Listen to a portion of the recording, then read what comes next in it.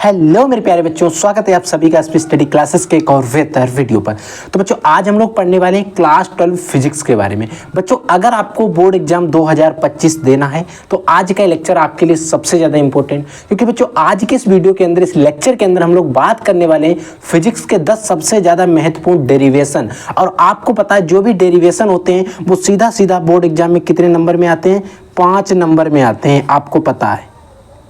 ठीक है, सीधे सीधे 5 नंबर में आते हैं जो भी डेरिवेशन आते हैं। ऐसे ही टॉप 10 डेरिवेशन, 10 सबसे ज़्यादा इंपॉर्टेंट डेरिवेशन, और ऐसे डेरिवेशन है अगर आप previous year question paper, model paper देखोगे उठा के तो उनमें आपको मिलेंगे, यानी कि परीक्षाओं में, एग्जाम में आए हुए डेरिवेशन है वो मैं आपको साथ में डिस्कस करने वाला हूँ। इन सभी डेरिवेशन को ध्यान से समझ लेना है, एक एक डेरिवेशन को समझ कर चलना है, ताकि आपको बोर्ड एग्जाम में जिस टाइम आप जा रहे होंगे बोर्ड एग्जाम देने, उस टाइम ऐसा नहीं लगना चाहिए कि हमें डेरिवेशन नहीं आता। सारे डेरिवेशन आपको तैयार करना है। देखिए बच्चों, इसमें पहला डेरिवेशन है, जो हमारा पहला डेरिवेशन दिया गया, इसमें कह रहा है कि वैद्युत द्विध्रुव की अच्छी स्थिति में, देखिए यहाँ पर अच्छी और निरक्षीय, एक होता है निरक्षीय, दो स्थिति होती है, एक अच्छी स्थिति होती है और एक बच्चों निरक्षीय स्थिति होती है। तो यहाँ पर कहा जा रहा अच्छी स्थिति में वैद्युत क्षेत्र की तीव्रता का व्यंजक लिखिए, यानी कि जो वैद्युत क्षेत्र की तीव्रता होती है उसका व्यंजक, और व्यंजक का है या फिर हम कहें इसको सूत्र लिखिए। इसका जो सूत्र आता है वो क्या आएगा, इसका फुल डेरिवेशन आपको सॉल्व करना है। और बच्चों ये जो क्वेश्चन है ये आपका 2012 में, 14 में, आपके 15 में, आपके 16 में, आपके 20 में, और आपका प्रीवियस ईयर में हुआ जो बोर्ड एग्जाम 2023 हुआ है उसमें भी ये क्वेश्चन हमारा आया है। समझ में आ गया। दूसरा डेरिवेशन हमारा है जो है गॉस की प्रमेय, जो कि वेरी वेरी मोस्ट इंपॉर्टेंट है, आपसे कई बार बोर्ड एग्जाम में पूछा भी गया। ये 2009 में आया, 12 में आया, 16 में आया, 17, 19 और 20, लगातार 16 से आ रहा है। आप देखिएगा, सिर्फ 18 में नहीं, कई बार आ चुका है। ठीक है, यानी कि 2020 में आया, फिर उसके बाद में लगभग नहीं आया। तो आपको क्या पता है कि 2023 में आपके आ सकता है, इसीलिए इस पर मैंने स्टार लगा दिया।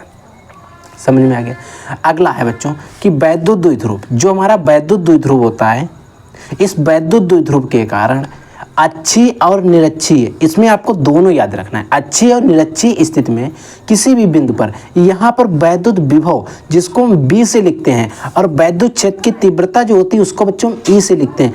ई इक्वल टू यहाँ निकालना है, यहाँ आपको बी इक्वल टू निकालना है, अच्छी और निरक्षीय। यानी इसमें कुल डेरिवेशन कितने हो गए हमारे? 2 हो गए हैं। और बच्चों डेरिवेशन जो है 2014 में भी आया, 16, 17, 18 और 2023 में पूछा गया है, आपके बोर्ड एग्जाम में आया हुआ है। ठीक है, अगला बच्चों है, अगला है समांतर प्लेट संधारित्र की धारिता।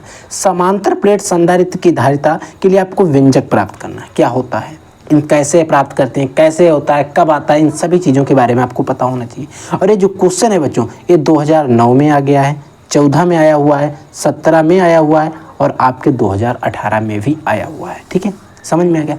अगला है बच्चों कि वैद्युत परिपथ संबंधी किरचॉफ के नियम को सत्यापित कीजिए, यानी कि जो वैद्युत परिपथ के संबंध में एक किरचॉफ का नियम है, उस नियम को परिभाषित कीजिए। और ये जो बच्चों नियम है, इस पर भी आपको स्टार लगा लेना है। ठीक है, 2008, 7, 9, 13, 12, 19 कई बार आया हुआ है। ठीक है, अगला बच्चों है क्वेश्चन नंबर 6 है, इस पर भी आपको स्टार लगा लेना। इससे न्यूमेरिकल भी आपको ज़्यादा से ज़्यादा देखने को मिलते हैं। ये बच्चों 2011, 15, 19, 20, अगर हम 11 की बात करते हैं तो, और इससे पहले भी कई बार आ चुका होगा। ठीक है, अगला क्वेश्चन है, सारे पर आप स्टार लगा लीजिए, ये भी काफ़ी इंपॉर्टेंट है। बायो तथा सावर्ट का नियम, या फिर बायो सावर्ट भी कहीं कहीं पर लिखा हुआ हमको मिलता है। और एक क्वेश्चन 2019, 2012, 2013, 2017, 2019 और 2023, यानी कि 1, 2, 3, 4, 5, 6 वर्षों में लगातार कई बार आ चुका है। तो आपके लिए वेरी वेरी मोस्ट इम्पोर्टेंट। अगला क्वेश्चन है ट्रांसफार्मर, ये भी आपके लिए इम्पोर्टेंट है, लेकिन उतना नहीं जितना कि ये वाले हैं आपके।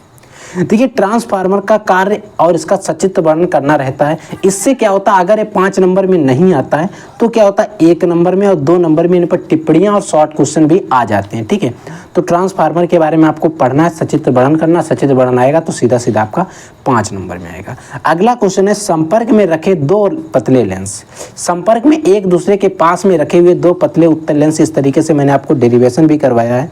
ये अगर पास में रखें तो इनकी फोकस दूरी का सूत्र स्थापित कीजिए, यानी कि 1/f इक्वल टू क्या होता है वो आपको बताना है। अब यहाँ पर 2014 15, 17 और 23 में आया। इससे पहले भी कई बार आ चुका होगा। ठीक है, अगला क्वेश्चन है बच्चों हाइगेंस के तरंग सिद्धांत के आधार पर।